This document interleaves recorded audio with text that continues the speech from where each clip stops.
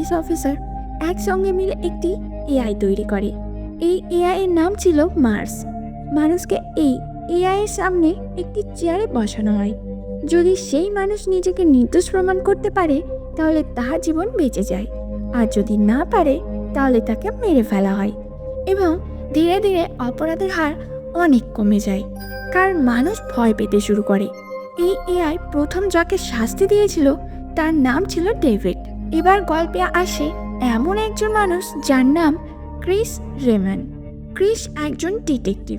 সে বহু অপরাধীকে ধরে মার্স করতে নিয়ে এসেছে, কিন্তু সে জানতো না যে একদিন সে নিজেও এই মার্স কোর্টের ফাঁদে পড়বে। একদিন হঠাৎ করে ক্রিসের ওপর তার নিজের স্ত্রীর খুনের অভিযোগ আসে। যখন ক্রিসের চোখ খোলে সে দেখতে পায় সে নিজেই মার্স চেয়ারে বসে আছে। সে ভীষণ অবাক হয়ে যায়, কারণ তার বিশ্বাস ছিল সে